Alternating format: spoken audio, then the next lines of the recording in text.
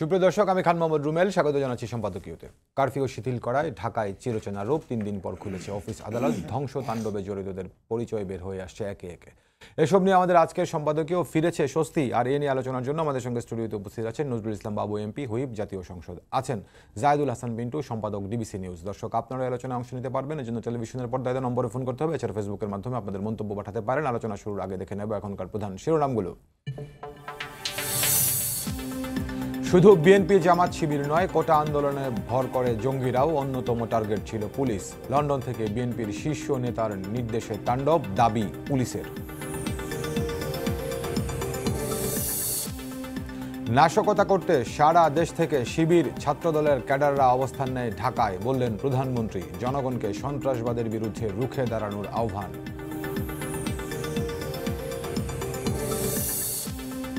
৪৯ দেশের প্রতিনিধিকে ঢাকার ধ্বংসলীলা ঘুরে দেখালেন পররাষ্ট্রমন্ত্রী। স্তম্ভিত বিদেশি কূটনীতিকরা, সরকারের পাশে থাকার আশ্বাস।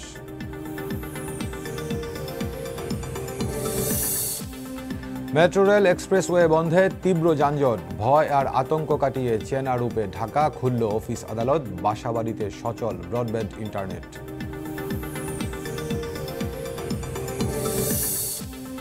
এবং বিচার ঠেকাতে উচ্চ আদালতে আইনি লড়াইয়ে হারলেন ডক্টর ইউনূস। দুর্নীতির প্রাথমিক প্রমাণ মেলায় টেকেনি আবেদন। 1 বছরের মধ্যে মামলা নিষ্পত্তির নির্দেশ।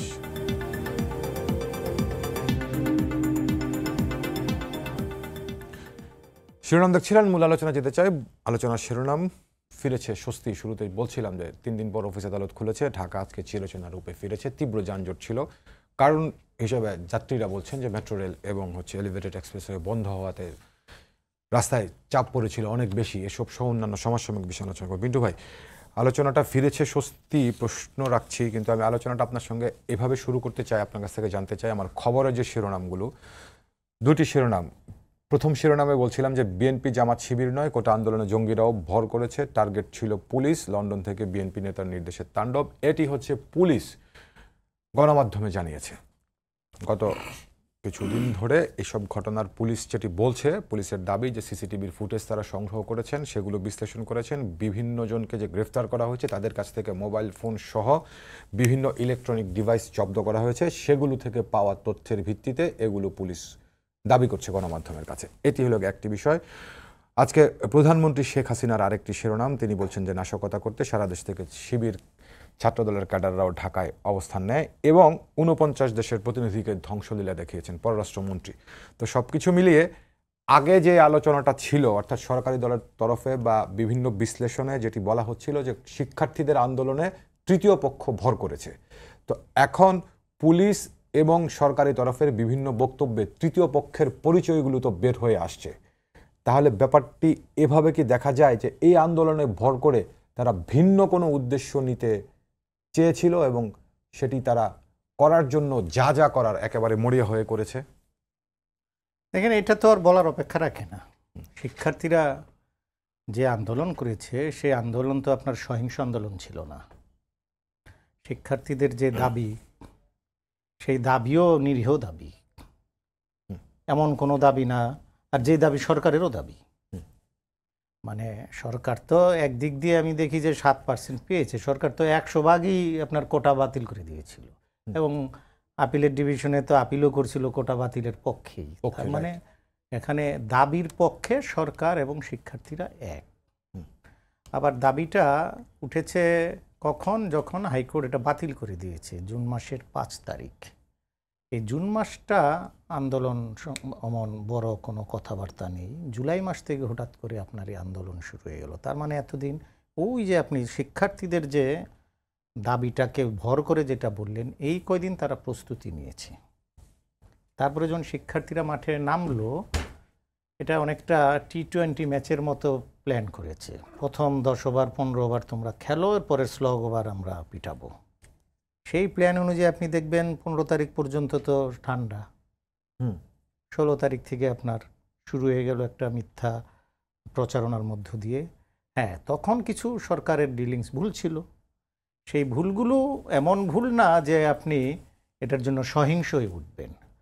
এই ভুলগুলো আপনার কিছু প্রক্রিয়াগত ভুল, কিছু আপনার আওয়ামী লীগের নেতাদের বক্তব্যের ভুল বা আপনার তাদের সঙ্গে যে আলোচনাটা লিঙ্গার না করা, এগুলি আর আলোচনাটা দ্রুত শেষ করে ফেলা, যেহেতু দাবি একই, এইগুলো ধরেন ভুল, আমি এটা মেনে নিলাম, সরকারি দলের ভুল, আওয়ামী লীগের ভুল বা নীতি নির্ধারকদের ভুল।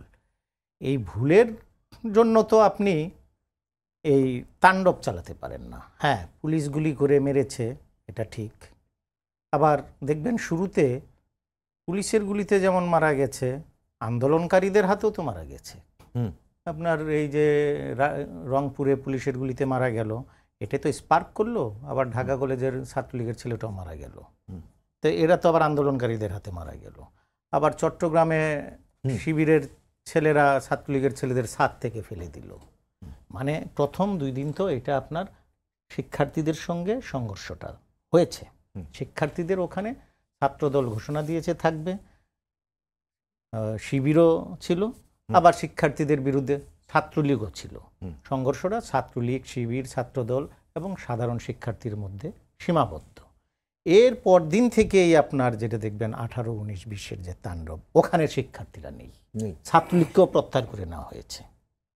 তো সেই আন্দোলন না, সেই ধ্বংসযজ্ঞটা আপনি যেটা বলছিলেন, এটা আমি যে দেখি যেটা সুনিপুণ হাতে পরিকল্পনা করা হয়েছে। কোনো মহল থেকে আমি শুনেছি বলছে যে এটা গণবিক্ষোভ। হ্যাঁ, গণবিক্ষোভ হলো। আজকে এই যে এমপি সাহেব আছেন, ছাত্রলীগের সাবেক সেক্রেটারি, দীর্ঘদিনের এমপি, ওনার বাড়িটা যদি ভাঙতো, আমি বুঝতাম যে আওয়ামী লীগের অনেক দোষ ত্রুটি অন্যায় আছে, ওনার উপরে রাগ, ওনার বাড়ি ভেঙে দিয়েছে। তা আপনি মেট্রো লেনটা ভাঙতে গেলেন কেন? হ্যাঁ, আপনি এলিভেটেড এক্সপ্রেসওয়ে ভাঙতে গেলেন কেন? আর যারা বলে এটা যে এটা সাধারণ মানুষের ক্ষোভ, সাধারণ মানুষের ক্ষোভ আছে। সরকারের আপনার এই যে জিনিসপত্রের দাম বাড়ছে, সাধারণ মানুষ তো ক্ষুব্ধ হবেই। এই দুর্নীতি বাড়ছে, সাধারণ মানুষ ক্ষুব্ধ হবেই। কিন্তু আপনার সাধারণ মানুষ যখন দেখেন, আন্দোলন সংগ্রাম তো আমরা, বাবু ভাইও ছিলেন স্বৈরাচার এরশাদ বিরোধী আন্দোলনের সময় তো দেখেছি, যখন মানুষ খেপবে, ভাঙচুর করবে, মানুষ খেপলে ভাঙচুর করে, আগুন জ্বালা, এটা তৃতীয় বিশ্বের বিভিন্ন জায়গায় আছে, উন্নত বিশ্ব ভাঙে। আমরা যখন ভাঙতে যাব, আমি এটা ভাঙবো, এটা ভাঙবো না, এটা ভাঙবো, এটা ভাঙবো না, মব এরকম হয় না। মব যখন করে আপনার টানা সব ভেঙে চলে যায়, স্রোতের মতো ভেঙে ভাসিয়ে নিয়ে চলে যায়। এই জায়গায় দেখলাম যে আমার ডান পাশের বিল্ডিং ভাঙছে, এইটা বেছে বেছে করা মানেই তো আপনার প্ল্যান করা। এই কারণেই বলছি, প্ল্যান যারা করেছে, এটা উদ্দেশ্যটা ছিলই আপনার একটা অরাজকর পরিস্থিতি তৈরি করা। জি, আপনাকে অনেক ধন্যবাদ।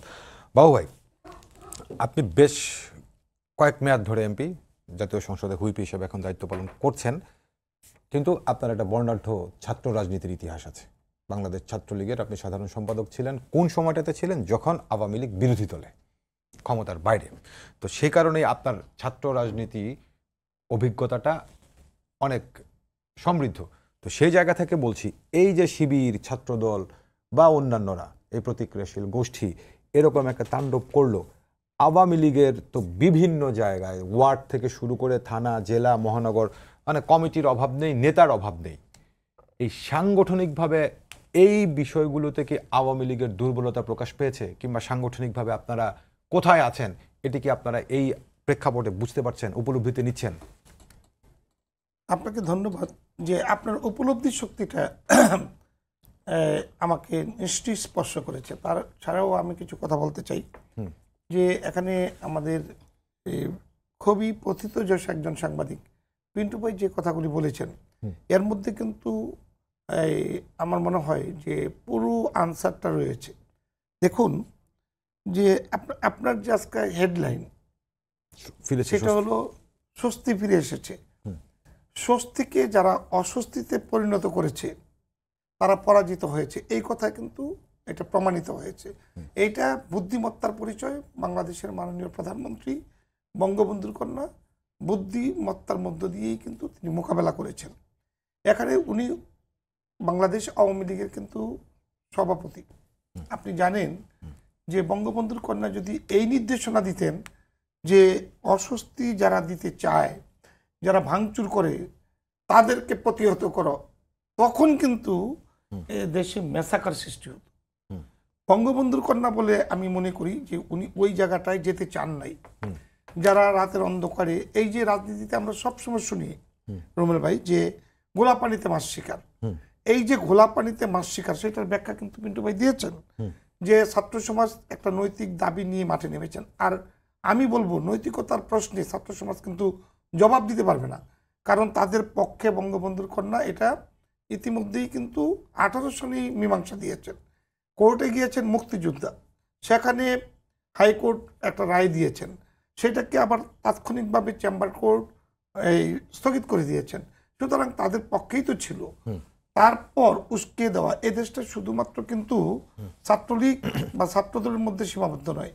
আপনি দেখুন ছাত্র সমাজের 1/3 ছাত্ররা কিন্তু পলিটিক্স থেকে একটু বিরত, সমর্থন দেয় বিভিন্ন সংগঠনকে, সরাসরি মাঠে থাকেন না।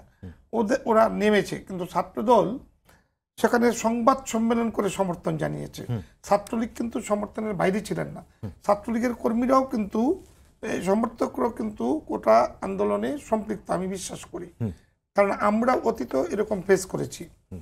আর বঙ্গবন্ধুর কন্যা যেখানে প্রধানমন্ত্রী নিজেই ছাত্র সমাজের পক্ষে, আজকে এই 15 বছরে ছাত্র সমাজের কোনো অধিকার আদায়ের স্লোগান কিন্তু মাঠে দিতে হয়নি, সব অধিকার বাস্তবায়ন হয়েছে।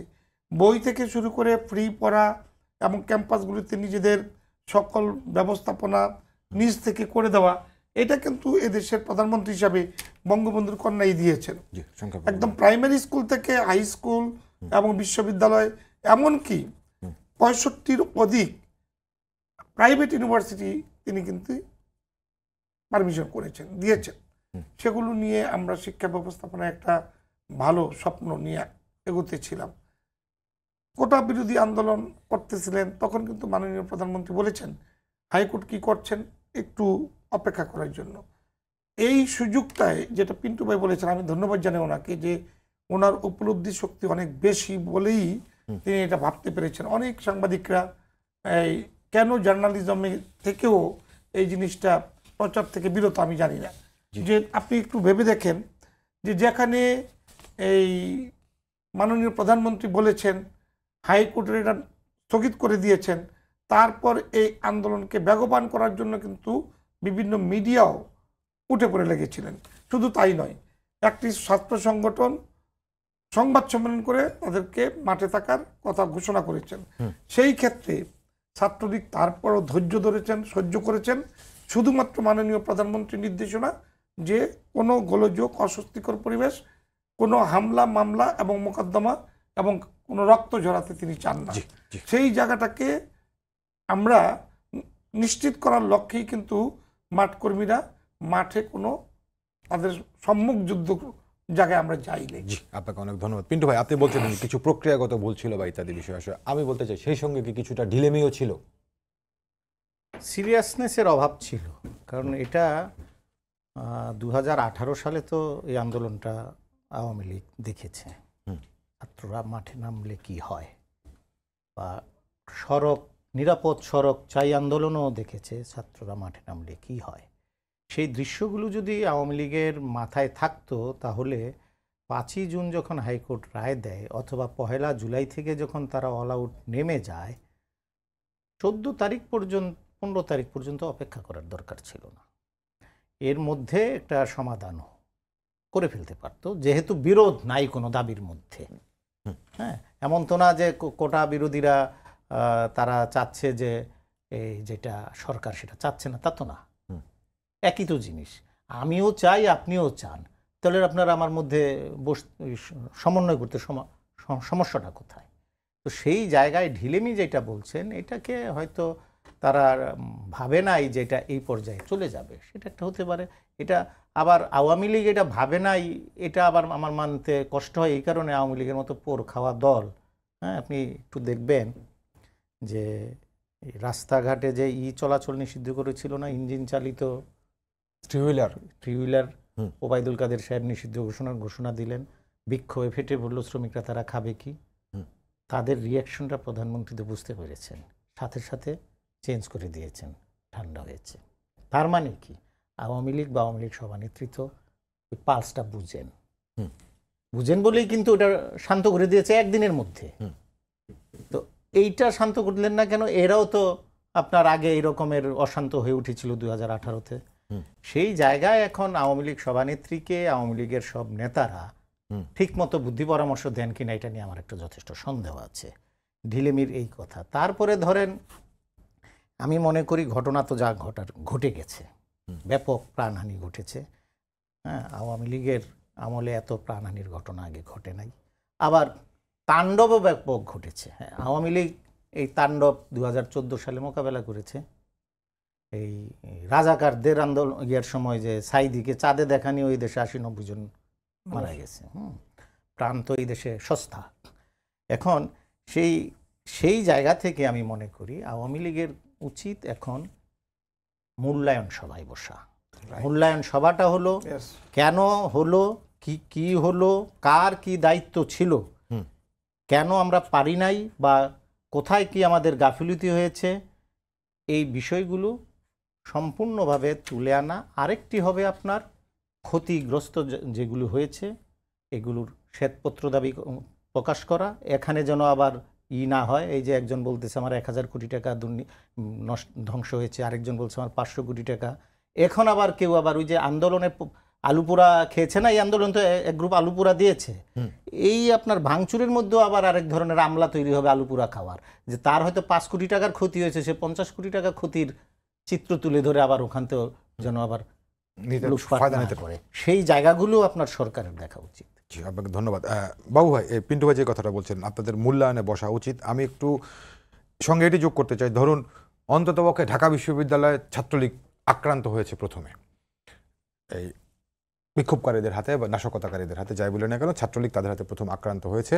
কিন্তু তারপরেও আপনি বলছেন যেটি যে প্রাণ ক্ষয় কিংবা সহিংসতা এড়ানোর জন্যই ছাত্রলীগ এত কি বলে যে সহিংসতায় জড়াতে চায়নি, সব ঠিক আছে।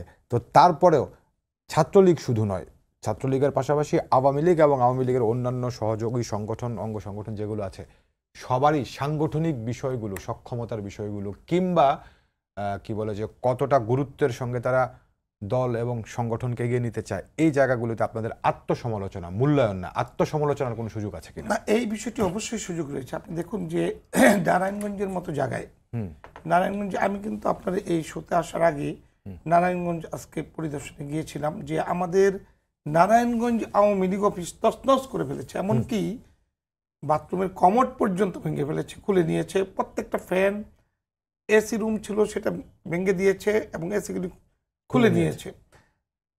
এই দৃশ্য কোনোদিন নারায়ণগঞ্জে তো ভাবা যায় না। তারপর দেখেন সিটি কর্পোরেশন এত সুন্দর একটা ভবন করেছেন, সেখানে 4 তলা পর্যন্ত চুরমার করে দিয়েছেন। সেখানেও কিন্তু এই সিইউ সাহেবের গাড়ি এবং সহ 5টা সিটি কর্পোরেশনের গাড়ি পুড়ে দিয়েছেন। এমনকি এই আমাদের মেয়র মহোদয়ের যে পুলিশ প্রশাসন থেকে দেওয়া প্রোটোকলের গাড়ি, সেটা পর্যন্ত পুড়ে দিয়েছে। মেয়র আইবি, ওনার সাথে আমার কথা হয়েছে, উনি অবাক হয়েছেন যে উনি জাপান থেকে কিছু চেরি গাছ এনেছেন, যেটা জাপান সরকার দিয়েছে ওনাকে। সেটা গাছগুলি বড় হয়ে গিয়েছেন, সেই গাছগুলি পর্যন্ত কেটে 2 টুকরো করে রেখে গিয়েছেন সব জায়গায় এবং উপড়ে ফেলেছেন।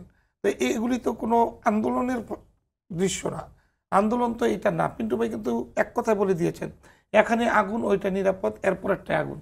কিন্তু এগুলি কেন? উদ্দেশ্যমূলক। এখানে একটা আপনি যেই হেডলাইন করেছেন, স্বস্তি ফিরে এসেছে, এই অস্বস্তি যারা সৃষ্টি করেছে তাদেরকে খুঁজে বের করতে হলে আপনি ঠিকই বলেছেন, সাংগঠনিক শক্তি আমাদের বাড়াতে হবে এবং সংগঠনের দায়িত্বপ্রাপ্ত নেতারা বিভিন্ন পর্যায়ে যারা আছেন তাদেরকে আরও বেশি ট্রেন আপ হইতে হবে। আমার মনে হয় যে দীর্ঘদিনে অনেকেই হাল ছেড়ে দিয়েছেন, এগুলিও আমাদের বুঝতে হবে। এবং এটাও বাস্তব যে আওয়ামী লীগ সবসময়ই নির্দেশনা ফলো করেন। এটা কিন্তু আমি বারবারই বলবো যে আমাদের প্রধানমন্ত্রী কখনই রক্তের হোলি খেলা দেখতে চান না, উনি সবসময় থামাতে চান। এটা আমরাও যখন ছাত্রলীগের কাজ করেছি দেখেছি, তো আন্দোলন ফেস করেছি, কত ছাত্রলীগের নেতাকর্মীর জানাজায় যেতে হয়েছে, দাফন করতে হয়েছে। আপা কিন্তু মাননীয় প্রধানমন্ত্রী কিন্তু আমাদেরকে সবসময় বলেছেন ধৈর্য ধরতে হবে। উনি ধৈর্যের শেষ জায়গা পর্যন্ত গিয়েছেন আমার মনে হয়। এখন এটা বলেছেন আজকে সাংবাদিক, এখন দেখবেন যে এই ছাত্রদল, শিবির এবং এই নামধারীরা সারা বাংলাদেশে যেটা পিন্টু ভাই উপলব্ধি করেছেন যে এই আন্দোলনের কয়েকদিনের গ্যাপে তারা লন্ডন যোগাযোগ করে হোক অথবা তাদের নির্দেশনা মোতাবেক বিভিন্ন জায়গায় যারা ওই এই যে কিশোর গ্যাং এবং বস্তি নানা পর্যায়ে যেসব এগুলিকে কিন্তু তারা হায়ারিং করে পর্যাপ্ত টাকা দিয়ে এই ছাত্রদলকে দিয়ে আর শিবিরকে দিয়ে মাঠে নামিয়ে দিয়েছেন। এরা কিন্তু একটা চক্র, এই জায়গায় অ্যাটাক করেছেন, আরেকটা জায়গায় অ্যাটাক করেছেন যেখানে মিডিয়া মানুষকে হতভম্ব করে দিতে পারে সেই কাজগুলি করেছেন। গোলাপানি করেছেন যেন মাছটা স্বীকার করতে পারে, সেটা যখন পারে নাই আর কখনো তাদেরকে দাঁড়াতে যেন দিতে না পারি, সেই জন্য আমাদের ঐক্যবদ্ধ হওয়া দরকার। জি 30 সেকেন্ড পিন্টু ভাই, শেষ কোনো মন্তব্য দিতে আপনি করতে দেখেন পরিস্থিতি তো ধীরে ধীরে শান্ত হবে, কিন্তু কিছু ক্ষত থেকে যাবে, সেই ক্ষতটাও সারাতে হবে। এখন যেটা ধরেন ব্যবসা বাণিজ্য আর্থিক প্রতিষ্ঠান আস্তে আস্তে খুলে যাচ্ছে, হয়েও যাবে এটা এক সময়, মানুষের প্রাণগুলি তো ফেরত পাবো না, তাদের দিকে একটু আমাদের সহানুভূতি থাকতে হবে। আরেকটি বড় সমস্যা যেটা সামনে দেখা যাবে, যে বিশ্ববিদ্যালয়গুলো খুললে যে বিরোধটা তৈরি হয়েছে আপনার ছাত্রলীগ এবং সাধারণ শিক্ষার্থীদের মধ্যে, কারণ ছাত্রলীগের রুমগুলো ভেঙেছে, আবার ছাত্রলীগ তাদের মেরেছে, এরপরে একসঙ্গে হলে আবার বিরোধ হয় কি না, তার আগেই বিষয়টা বসে সমাধান করে এরপরে হয়তো বিশ্ববিদ্যালয়গুলো খুলে দেওয়া উচিত। জি, দুজনকে অনেক ধন্যবাদ আমাকে সময় দেওয়ার জন্য। সবাইকে ধন্যবাদ জানিয়ে শেষ করছি আজকের সম্পাদকীয়। আগামীকাল আবারও দেখা হবে রাত 10টায়। দেখার আমন্ত্রণ রইল। শুভরাত্রি।